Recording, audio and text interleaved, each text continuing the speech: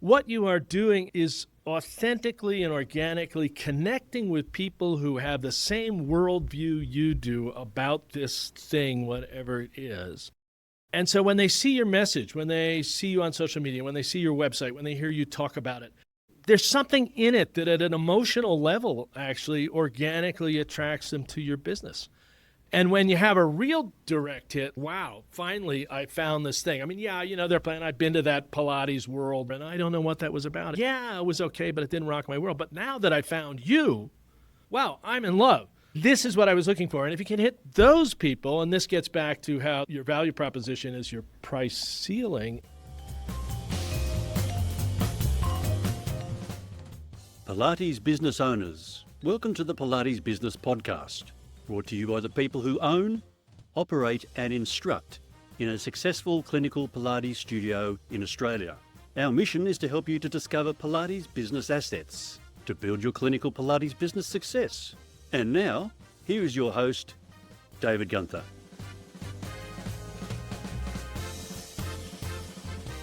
David and Goliath is a very apt description for what we've seen in the market conditions for clinical Pilates studios around the world. I've been looking forward to examining this situation for our listeners. You guys out there in clinical Pilates business land have all had that sinking feeling and that unpleasant deflation of energy as you hear about another fitness Pilates franchise opening up in a new location close to your studio. Not another one. Inquiry goes quiet as they spend big on their advertising of their brand of Pilates. You wonder how many of your potential clients are going to be attracted to their slick marketing, unaware of the real differences between large group fitness Pilates and your own precision, personalized Pilates. What do you do? How do you react? Who are you going to call? Hey, relax, because the answer to that outside threat is within you. We get you at the Pilates Business Podcast, and we've got you with this series, David and Goliath, where we have called on our own Goliath of business, Craig Maginness, who is here to help us discover the real issues rather than the distractions and help us all to focus our limited resources of our real solutions. Craig Maginness brings a wealth of marketing experience in the well-being sector. He has a well-earned reputation for helping people who own businesses to become better business people. Craig works with all kinds of business people, including business people in the health, wellness and exercise sectors, including some Pilates instructors, yoga teachers and massage therapists. Craig currently coaches clinical business practice management in Colorado and has run businesses all over the world in 6 different continents in 47 countries. So jump in your car or wherever you go to listen to great podcasts, buckle up into the Pilates Business Podcast episode, Who is Goliath? In our new series, David and Goliath, discovering how you deal with the fitness Pilates Goliaths in your small clinical Pilates practice. Welcome, Craig, to the Pilates Business Podcast, and we're going to be talking today about independent clinical Pilates studios versus large fitness Pilates franchises in a David versus Goliath type situation. So there's a lot of stories, there's a lot of information, there's a lot of misinformation that we can debunk, and welcome to the Pilates Business Podcast, Craig. David, thank you. Thank you for having me. Looking forward to our conversation. Yes, and the conversation today about David versus Goliath will be focusing on the distinction between the clinical Pilates and the large fitness Pilates franchises. And so our audience for the Pilates Business Podcast is very well aware of this situation. It's a difficulty, a challenge, and something that people that are listening to this podcast are facing all the time. And of course, it's not only in our niche industry, but in wellness. I know you have a lot of experience with other different types of wellness businesses, and we're going to leverage on that knowledge quite heavily so that we can uncover some things that are going to help us to just think about that environment and how to best thrive in that environment. So we'll draw comparisons between the real situations and the David and Goliath story. Have you got anything to say to begin with there, Craig? I guess one thing I just say initially is I think the way you posit the question is understandable and a good way to think about it, except that to begin with, I think you're underestimating the size of Goliath's army, because you're sort of saying it's a clinical Pilates studio versus the big Pilates exercise chain. I would argue, if you want to think about it that way, your competition out there is way bigger than that, right? It's yoga studios, it's big 24-hour fitness workout studios with personal trainers. If you want to paint your market as things people do for physical activity, which inherently have some wellness benefit, the competition is huge. So if you want to put it in your story context, Goliath's army is even bigger. Now, I think there's a lot of good answers as to how to fight that army and how to beat Goliath and play to your strengths and use your one stone and your slingshot to make it happen. But anyway, so I guess I'd just start with even that. I think I'd paint a sort of bigger picture about what really the market is, because we're going to be talking about how you establish competitive advantage, how you create value for your customers, because that's why people show up and pay you for stuff. And a lot of that stuff, surprisingly, working in a lot of small business contexts, not just wellness businesses, but anything, I'm amazed how many people who run businesses don't actually understand what it is they do that creates value for their customers. I'd like to also couch the question in a slightly different way. As I went through the research for this and as I was reading what we'd put together again, it occurred to me that David doesn't need to kill Goliath and doesn't really want to kill Goliath. There's several advantages in the marketplace from coexisting with Goliath. So we're going to talk about that. And again, it's just about ways of thinking about this situation. And so how do we thrive in the presence of the Goliaths? As you say, there's not just one Goliath. There's a whole community of Goliaths out there in our world, and we need to do well in that world. We're going to jump into that. The fitness Pilates is often cheaper for the individual who is attending on a weekly basis and paying fortnightly or monthly for their Pilates offering. And it's not to say that it is more value, that we're not more cost effective with what we do. We're going to focus on those sorts of things as well, how you become more cost effective, more valuable to your clientele, and how that helps you in that survival, but not only survival, but thriving in the marketplace. The other thing about the marketplace is that there's now a perception that Pilates is the large franchises, okay, because their marketing dollars are large, their pockets are deep, and they spend a lot of money on marketing Pilates, on owning the word Pilates, and so there is a general perception in the general marketplace that Pilates is fitness franchise businesses. So because the marketplace just sees what is served up to it, right? So it's our responsibility also to not only provide the service, but to educate the marketplace as best we possibly can. Have you got any thoughts on that side of things, Craig? Yeah, a couple things. First of all, yeah, I absolutely agree with you where you started, is our goal is not to kill Goliath. And in fact, there are indeed benefits in the market of having Goliaths out there because, among other things, they, at a minimum, increase popular perception or awareness that this is even a thing that I ought to think about, right? I would draw a distinction between what you said of conflating cost control with value creation, okay? Cost control is definitely a strategy that helps you manage your financial statement. It increases the percentage of dollars you can get from your top line to your bottom line. but it does not create more value for your customers. Okay, so that raises the other thing where you were going a little bit with that we should talk about is just pricing strategy, right? Because at the end of the day, prices for different things in the same marketplace can be all over the place. And I got lots of stories and examples to sort of illustrate that. But if you are really running your business right, if you are creating real value for your customers and you understand how you do that or what you do to do that, what I say is your cost is your price floor. You can't go any lower than that or you're just going to lose money, right? Your price ceiling is the strength of your value proposition.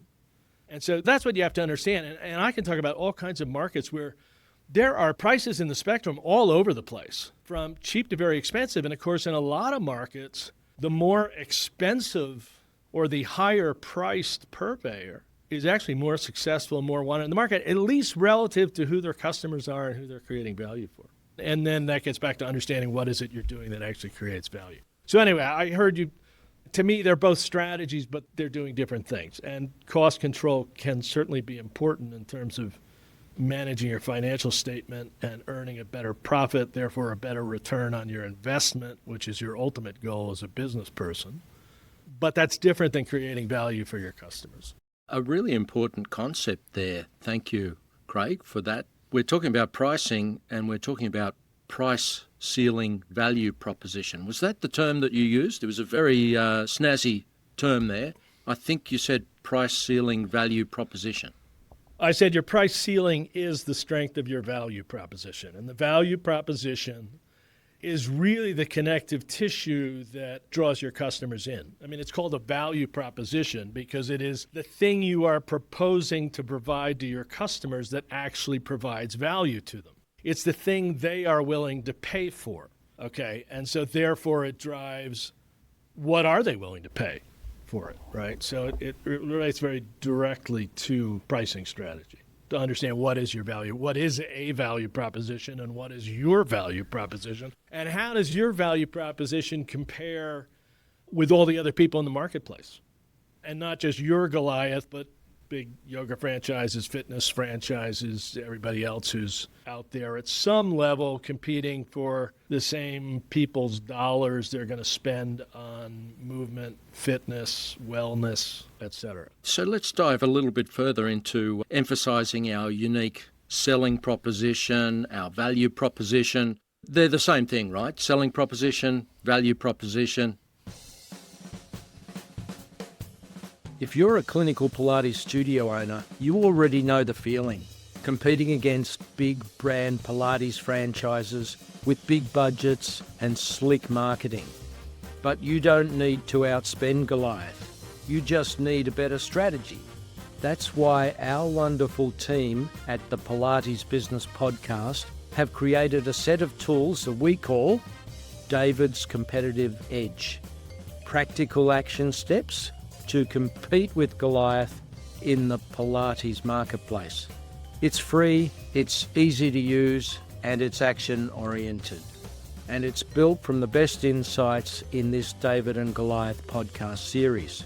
There's even a scorecard so you can pinpoint where to focus next in your business. Whether you're just getting started or looking to scale up, this checklist is your tactical roadmap to thrive in today's competitive Pilates business landscape. Download it free at www.pilatesbusiness.com.au or via the links in our show notes and take the first step to owning your advantage. Yes and no. I wouldn't use those words quite interchangeably because to me, selling involves sales, right? So that's actively closing the deal once you sort of have somebody in your space thinking about it. Creating value is at the inherent root of the business. It really stems from the whole reason you are in this business, and not just this business generally, but your own personal business, right? What do you bring to this? Why did you decide that a clinical Pilates studio was my passion, is what I wanted to do, is how I could create a business? You know, what needs are you filling both for your customers and stemming from your own, like, gee, I think I could do this better. I think I could do this differently. I think I could deliver value to people that they're not getting now from the other alternatives out there. So value proposition is very much at the root of marketing. In fact, it entirely drives your marketing. It's your message.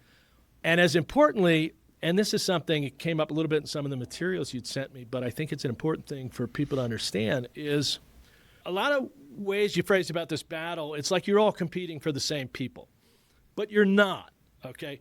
A big mistake a lot of businesses make, particularly small businesses, is like, oh, I need to get customers in. And so you want to be anything you can be to anybody. Like a warm body comes in the door and I'll convince you I'm for you, right? But the fact is our customers are not just anybody. Our customers are not anybody with a credit card. Our customers are not just anybody with a credit card looking for wellness movement services. Our customers not just anybody with a credit card looking for movement-based wellness services who may think Pilates is for them, okay? Our customers are the people who tell themselves the same story about why this is value, what difference this makes in their lives that you tell through your business, right? So knowing what your value proposition actually determines who your customers actually are. And honestly, the people who go to the big fitness Pilates franchise who are really happy with that, they're not your customers. Okay, they're looking for something else. They have a different value proposition. Knowing what yours is tells you who your customers is and where they are. And this is all what targeted marketing, segmented marketing is, social media marketing. Like some people say, well, you can't run a business without being on Instagram. It depends who your customers are. Once you know who your customers are based on what you do are on Instagram, man, you need to be on Instagram. But if your customers are on TikTok or something else, or not do social media at all, social media may be a complete waste of time for you, given who your customers are and where you are.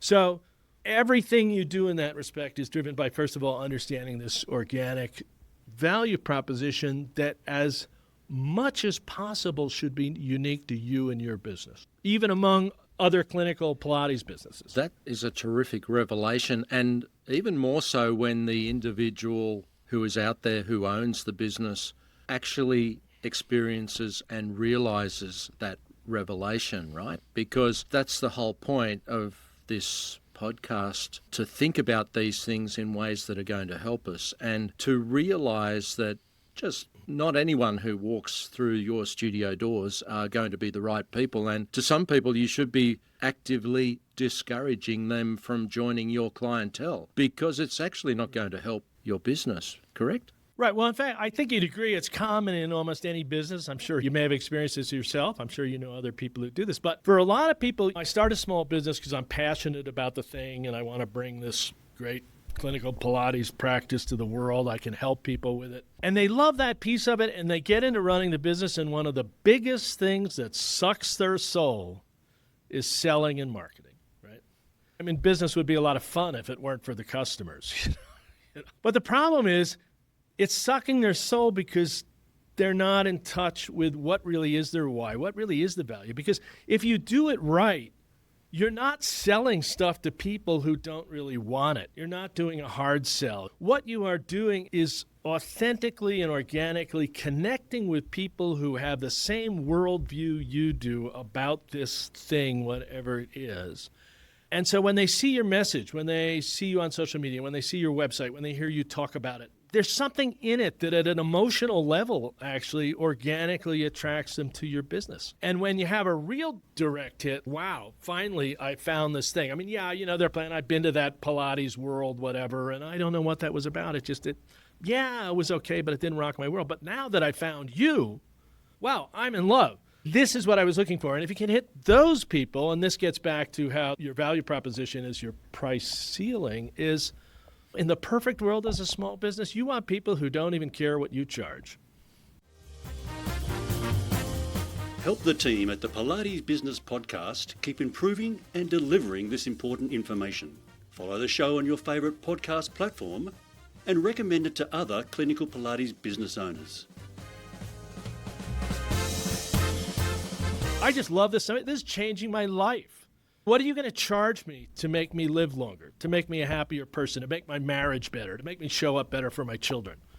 Because I feel good again, because I can still hike, I can still ski, I can do stuff that I thought I was going to have to give up. That's invaluable. Yeah, okay, I charge, $100 and whatever an hour. Who cares? We're talking about changing my life for the better.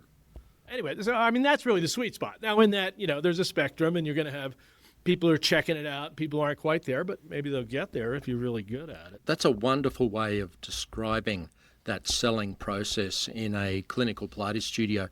Certainly, experiences that I have had replicate exactly what you've said. When people come to us and they walk through the doors and they see what's happening in the studio, they get the vibe straight away, and they know that that's the place they need to be. Now, maybe they've done similar sorts of Pilates elsewhere. These days we get a lot of those people coming new into town, and they've done some clinical Pilates elsewhere, so they're looking for someone like us. But then there's other people who've had an issue that has been very difficult to deal with over the years, and for some people it can be decades. And they come to us and they realise that there's an opportunity for them to solve that problem, as you put it so well, to really change their lives. And what price is on that? So let's talk about that. What price is on that, Craig? How do you set your pricing to compete in the marketplace? Or are you saying we don't even have to worry about price? We're going to leave that episode for next week and be back with Craig to discuss the pricing issues, exactly what can be done. Until then, stay awesome. You have been listening to the Pilates Business Podcast with David Gunther. If you are enjoying the show, let us know by subscribing and leaving a review. For more information, or if you have any Pilates business questions, visit www.pilatesbusiness.com.au.